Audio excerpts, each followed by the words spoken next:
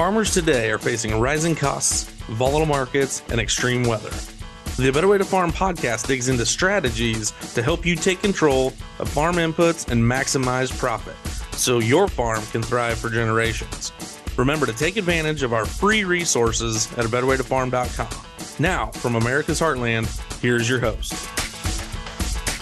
Hello and welcome to today's episode. I'm excited to have you here joining us, as today we're going to talk about roots, reflections, and plant health. Hey, Rod here to Better Way to Farm, where we increase yields and improve profits. It's been an interesting last couple of weeks here. Social media has had some big arguments over whether or not test weight changes yield. There's a lot of different things that I get to kind of shake my head at and just watch unfold as people share opinions. And one of the things that we would like to talk about is the roots. We did roots and shoots a couple of weeks ago, and that particular episode was excellent, had a lot of good information. I invite you to go back and give a listen. We're going to take a different twist on it. This has more to do with the reflections and the plant health, but the roots are the integral part.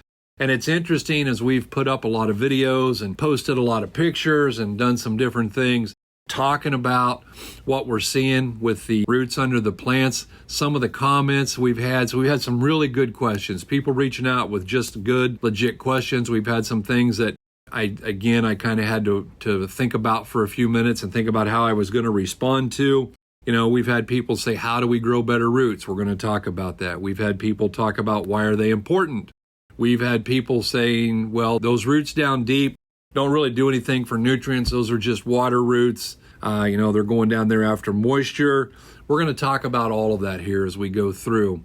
Guys, I just want to do some of the reflections first. We're very humbled. We're very honored. We have a great team of people spread out all over the growing corn belt. We started out in Wellsville, Missouri down there. And the plot that we had down there was a fantastic plot with great differences. And the root pit down there, they had roots down about 42 inches. And then we moved up to Castelia, Iowa, and they had their root pit, and they went down 6 feet, and the roots were still there. So then they went down after the field day was over. I got to talking to my buddy Mason up there, and it got him intrigued, and he took a shovel and he dug down another 3 feet, and he still had roots at 9.5 feet. And so then he got the track hoe to come back, and he dug down, and he actually went down 11 feet deep, but he had roots at 10 feet 6 inches. And so that was very interesting. We went to Oshkosh, Wisconsin, and we got up there with Dan and those guys, and what a great day they had. And we went out, they dug the root pit, we got down in there, and the roots went down about 4 feet. That was it. Why? Because they have rock. You go down 4 feet and she turns to rock, and obviously I'm not talking rocks in the soil, I'm talking rock. And so it's hard to get your plants to put a root down through that. We can grow through compaction layers and we can grow through levels of rock that are in the soil, but to go through straight rock is going to be problematic, obviously. And then this week we had the pleasure of going to Chamberlain, South Dakota. Big shout out to Scott. We had a good time up there. A lot of good people, a lot of people joining the team saying, hey, we'd like to do this a little different. And we had roots down up there just a shade over 6 feet. But as I look at the reflections on these things, and I tie it in with some of the comments, I just want to share some thoughts here with you. Guys, we know that what's under the plant is at least as important as what's above the ground. Because if we don't have the right amount of stuff under the plant, we'll never get the sellable crop that we want above the ground. And so I said earlier, we talked about that Francis always wanted to have roots deeper than the shoots when they were at that 2-foot stage, and we do that consistently. We can see what happens. The first thing I want to talk about, reflect on, was the individual who, first of all, talked about the fact that 2 different PhDs had debunked, was the words that was used, the idea that Dr. Mulvaney has, saying there's 360,000 pounds of potassium in the top 6 feet of your soil. First of all, I'm going to go with it the other way. Maybe Dr. Mulvaney debunked their idea. And in his words, he said there's only 40,000 pounds. Listen closely. Only 40,000 pounds of potassium. Okay, let's just say that Dr. Mulvaney's wrong. I don't think he is, but let's pretend he is. So instead of 360,000 pounds, you only got access to 40,000 pounds of potassium. Guys, that's quite a bit of K. I think we could all agree on that. And then the next thing they were talking about was how hard it is to extract that K. He also went on to say that there are no hair roots when you get down that deep. And I'm going to take issue with that because I stood in 3 of these 4 plants. I saw hair roots at a depth of 6 feet. I saw hair roots at a depth of 4 feet. I saw hair roots at a depth of 42 inches. I didn't get to see the ones at 9.5 or 10.5 in Castilla, but I'm very confident that they were there. And guys, the fact of the matter is, we also know that, yes, K has to become water soluble. That's one of the great potassium paradoxes. The potassium paradoxes are many. Like, why do we put more on sometimes and not end up with any more in our soil test? Or why is there so much and we can't get a hold of it? Or why can't we convert what's in the soil into the plant? And there's a lot of things there that are question marks, but here's what we do know. We do know that potassium is in the soil. You pick a number, 40,000, 360,000 pounds, don't care.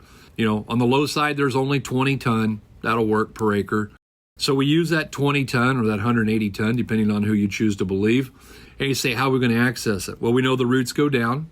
We know that the hair roots penetrate in between the soil particles. They exude an acid. That acid dissolves, so to speak, or releases, mobilizes that potassium. And that potassium gets sucked back into that root and translocated up into the plant. We know that potassium, about 75% of it gets left in the stover. Guys, 250 bushel corn documented through the University of Nebraska at Lincoln, 257 bushel corn.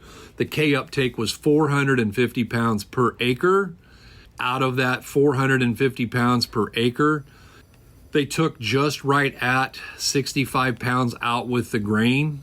That meant there were 410 pounds of K left in that stover. That's a lot. And that recycles very quickly. I did have somebody today reach out and say, yeah, if you want to recycle that faster, burn your residue.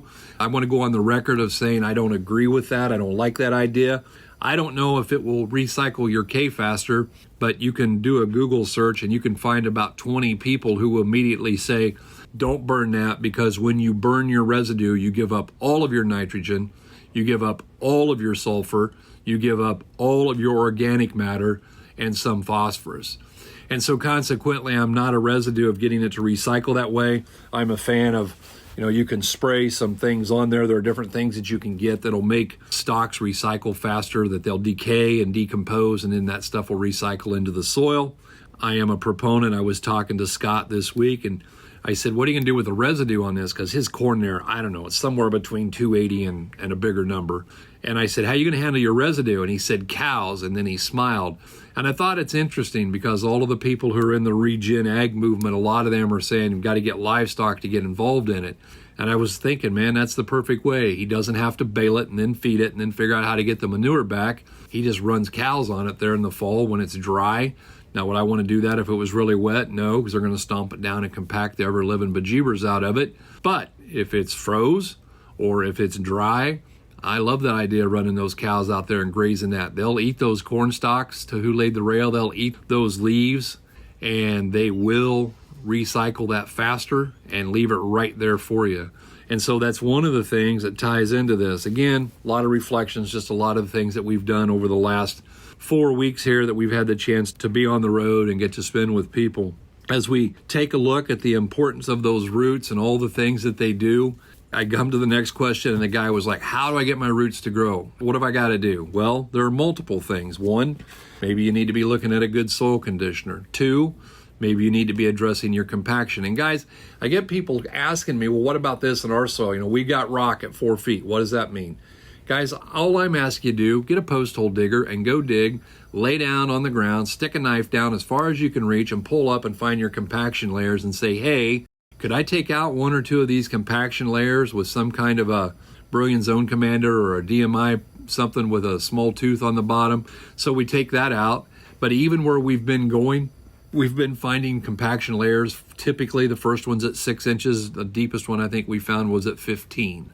Then there's a second one, pretty consistent, somewhere in that 20 to 22 inch depth. Those two you can probably pull out if you're willing to work really hard at it now. Sometimes there's another one or two on down below there, and we're just going to have to put up with those. When we were up in Chamberlain, they had one at 12, one at, I don't know, like 20, 21, and 12, 18, 22, and then one down about 30 some inches. And so obviously, to get the roots to grow through that, what do? Well, the first thing that we do is we have to realize that no different than a human, we do not need just one or two nutrients. We need a whole bunch of nutrients. So does that corn plant. That corn plant needs N, P, and K. It needs carbon and oxygen. It needs sulfur and magnesium and calcium, your secondaries. And then it needs all of the micronutrients as well. And the fact of the matter is, we've been farming these farms for a long time. And we've been putting on NPK, NPK, but we haven't addressed, some of us haven't addressed sulfur, some of us haven't looked at magnesium, some of us haven't looked at calcium, and a lot of us have not taken a look at micronutrients. And all of those things are important, because if we want those roots to be aggressive, then we really want to make sure we're doing exactly what that soil test calls for and putting those nutrients out there that will ignite that plant to get very aggressive. What else can we do to incite root growth? Foliar feed. Guys, putting on some sugar and a couple of gallon of a good 318-18, there is not enough, people say, there's not enough nutrients in that to, that little bit of P or a little bit of K isn't gonna turn straight into yield. It's not. But what it is gonna do is it's gonna stimulate that plant. You're gonna get a broader leaf. You're gonna get more sunlight, and you're going to get more roots because you excite that plant. And when that plant gets excited, it takes off and them roots start growing and they dive down. They come in contact with more soil. More soil means we get more moisture. More soil means we get more nutrients, and we're getting them from deeper and deeper and deeper. And so consequently, that's another thing that we can do to really drive those roots. Hey, by the way, knowing that carbon and oxygen are actually the highest volume of all the nutrients that we need, one more reason not to burn your stover. I neglected to say that earlier. When we burn our corn stalks, we lose basically 100% of our carbon. We release it into the atmosphere. And so we're trying to capture that carbon. We want to leave that in the soil. We want to do the best that we can to get that back in there. And so burning that stuff off is probably not a really great idea. As we take a look at what these things do, and that root translating into yield, that root translating into better moisture. And where I really want to end up with here is the plant health. Because as I reflect back on this, it didn't matter where we were. It was most apparent in Chamberlain, South Dakota. We were back shucking the ears back so people could see the ears that are on the different stalks. And when we went into the area where we had not foliar fed and we had not applied row placed nutrients, a good support system for the row, no 318-18, no sulfur, no zinc or manganese, whatever it was that the soil test called for there, they had a lot more green snap. They had got hammered by a wind, and they had some green snap throughout the field. But the thing that we observed as we were out working in it was the less healthy plants were much more susceptible to green snap, and those happened to all be located in the rows that didn't have the right nutrition underneath them. And so all of a sudden we start looking at plant health from that standpoint. We start saying, okay, how do we fight off diseases? What can we do to give our plant the healthiest choice? You know, when cold and flu season rolls around, some of us start taking a few extra vitamins and maybe drinking a little extra orange juice, getting some vitamin C. What can we do to keep our corn plant from getting sick? Well, let's give it all the vitamins that it needs. Let's give it all the minerals. Let's give it all of the micronutrients that it needs and get it out there ready and get it rolling. And as we take a look at that less green snap, knowing that's going to turn into money, that's what it's all about. And that's what we're after. As we start taking a look at that, I want to just kind of wrap up with this, because I got to see something up there in Chamberlain that I had never seen before. I started in this business 32 years ago. My original mentor always talked about, from day one, he talked about you have the choice to experience die down or dry down, D-I-E versus D-R-Y. And it took me a few years to really capture the significance of it, and it took this trip to Chamberlain to ever actually see it in action.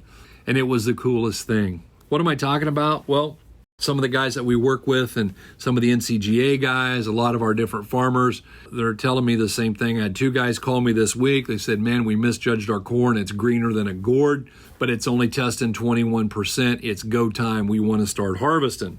And so that's kind of the deal, is that if that corn plant stays green and stays healthy, it will actually help dry the grain down.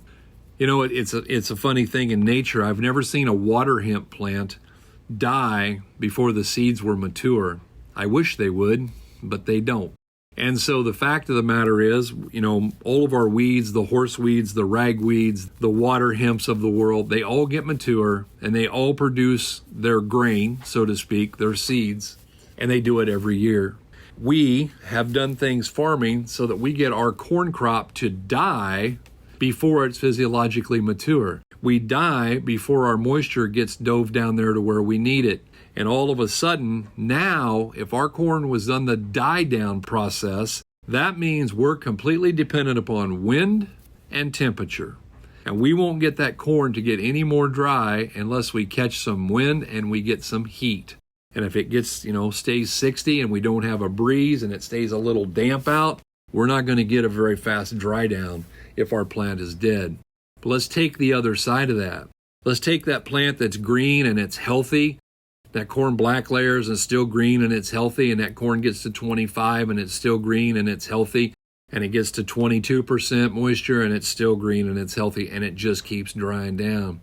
And my mentor told me, he always told me, he said, the plant will literally take moisture from the grain and deposit it back into the soil. And I thought that was really cool, and we've talked about it from time to time.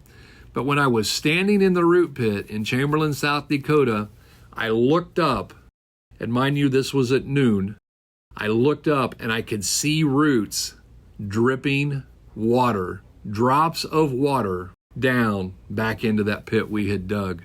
And it was the coolest thing. And all of a sudden I could hear my mentor's voice in my head saying, it will translocate moisture from the corn, from the grain, back into the ground. And that, ladies and gentlemen, is how we speed up the dry down process. And I stood there, and if you're interested, I know there's one particular picture that we took of a big old drop of water on the end of a root just ready to fall off. And we saw that happen multiple times while we were up there. It was really cool. I got excited like a little kid when I saw that, because all of a sudden, everything he told me come into crystal clear focus. And I was like, this is it. This is what we're at. This is the total deal. And I looked up and I'm looking at that corn that's hard dent, getting very close to ready to go. The plants were as green could be. The corn was dented. The milk line was down. And all of a sudden, I'm watching that moisture be translocated back into the dirt. And it was the coolest thing that I think I'd ever seen in a root pit. Oh, we studied compaction and we looked at roots. We looked at the fact that up there at Chamberlain, when we went down about 2 feet, not only were the roots growing straight down from the plant, they had literally grown together and they were out into the center of the row. And so from one row to another, those roots were actually intertwined once we got down to a depth of about 22 or 24 inches. Guys, that's the name of the game. That's what we're after. How much soil contact can we get with those roots? And then what can we do that helps that soil be really healthy and get the microbial life burning and churning and working towards us? And all of a sudden we get those mycorrhiza bringing in all of those nutrients that they do. And yes, they bring in phosphorus, and they bring in copper, and they bring in potassium, they bring in nitrogen. And so the more of them we can get, the better off we are, but they need a place to live, and they live on the roots. And so the more roots we grow, the more mycorrhiza we can get. The more mycorrhiza we can get, the more nutrients we can get. The more nutrients we get, the more roots we can grow. Guys, you hear me say it a lot. Life's pretty simple. Figure out how it works and get on the right side of it. This is it. Guys, I really enjoy the opportunity to share with you.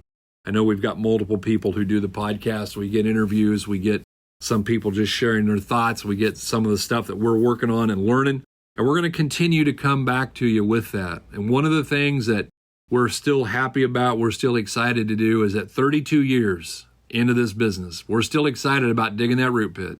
We're still excited about learning more, figuring out how to do it better, because there really is a better way to farm. And we just got to keep looking and learning and doing everything we can, because there's no point in doing it next year exactly like we did it this year. We got to figure out how to get a little bit better, just a little bit better each and every year. So we thank you for tuning in. We invite you, go over onto the Facebook page at A Better Way to Farm and find that picture that I was talking about with that water droplet coming off of that root. Go over there and watch some of the videos. Maybe take a listen to the 12 Days of Nutrients, or find some things in there that you might find interesting and would grab you maybe some help on what you can do. From all of us here, from Sheila and the girls and the whole team, all of the people, the guys, the managers that are out working with us each and every day, the agronomists that are out digging in the dirt, that are out talking to people. We really appreciate you guys. We look forward to the opportunity to spend some time with you. We look forward to meeting you at one of our 2-day Fundamentals of Agronomy. If you're interested in going, reach out. We'd love to have you come there. Thank you for your time. We hope to see you somewhere soon at one of the fundamental programs, and we really do hope you're having a better day.